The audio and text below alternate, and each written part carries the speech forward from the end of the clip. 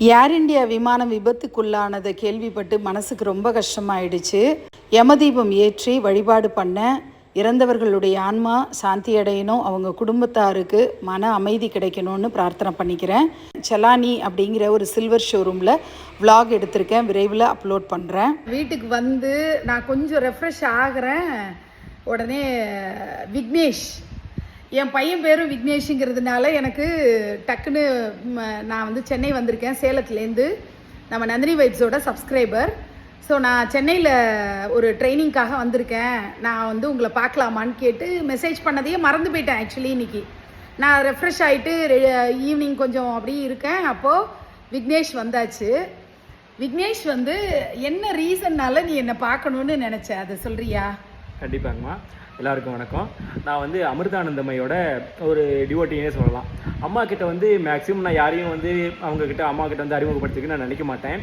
அது வந்து ஒரு சிலர் நான் வந்து சரி இவங்க வந்து அம்மா மீட் பண்ண நல்லாயிருக்கும் அப்படின்னு நான் வந்து நினைப்பேன். ஏன்னா பிகாஸ் ஆஃப் அந்த டிவோஷனல், அந்த பக்தி, அந்த ஒரு மாதிரி பக்தி கொஞ்சம் அதிகமாக இருக்கிறவங்க சரி அம்மாவை இவங்க பார்க்கணும் அப்படின்னு நான் வந்து நினைப்பேன். அம்மா வந்து 7000 பொம்மை வச்சுருக்காங்க, 14 தீமில் வந்து நவராத்திரி கொலுவெல்லாம் வச்சுருக்காங்க.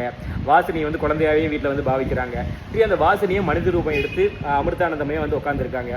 அது வந்து இன்றைக்கி வந்து சரி இந்த ஃபோனில் அதை பற்றி பேசக்கூடாது, நேரில் வந்து அம்மா வந்து மீட் பண்ணி அமிர்தானந்தமையை மீட் பண்ணுறதுக்காக ஒரு எப்படி சொல்கிறது, அதுக்கு ஒரு ஸ்டார்டிங்காக இது இருக்கட்டும் அப்படின்றதுக்காக நான் வந்து இங்கே வந்திருக்கேன். நான் என்ன சொன்னேன்னா, அம்மாவை வந்து நான் நிச்சயமாக என்னோடய வாழ்க்கையில் சந்தர்ப்பம் கிடச்சி எனக்கும் அனுகிரகம் இருந்ததுன்னா நான் கண்டிப்பாக வந்து கேரளாவில் அமிர்தபுரியில் அவங்கள நான் சந்திக்க வர்றேன். அவங்கள நான் வந்து ஒரு நல்ல போதகராக, ஒரு ஆன்மீக வழிகாட்டியாக நான் நமஸ்காரம் பண்ண விரும்புகிறேன்.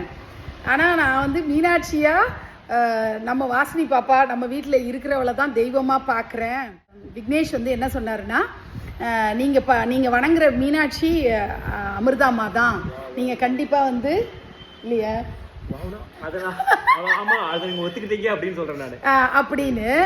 அப்படின்னு அவர் சொன்னார். நான் மீனாட்சி என்கிட்ட மீனாட்சியாகவே இருக்கட்டும், நான் அவங்கள வந்து ஒரு ஆன்மீக வழிகாட்டியாக, ஒரு மூத்த பெண்மணியாக, ஒரு தாய் ஸ்தானத்தில் இருக்கிற அம்மாவாக நான் வணங்குறேன், தெய்வமாக என்னோட மீனாட்சியை தான் நான் வணங்குறேன் அப்படின்னு சொல்லியிருக்கேன். இது வந்து காலம் வந்து உங்களை கண்டிப்பாக அவங்கள சந்திக்க வைக்கும் அப்படின்னு சொல்லி இன்னைக்கு கான்வர்சேஷன் நாங்கள் நிறைய விவாதங்கள், பேச்சு, உரையாடல்னு போனது, இதோட இப்போ நிறைவு ஆயிருக்கு. கரெக்டா? அமிர்தேஸ்வரி நமக. அன்னை மீனாட்சி எப்போவுமே அவளுக்கு அடிமையாக இருக்கணுன்றது தான் என்னோட ஆசை. நன்றி.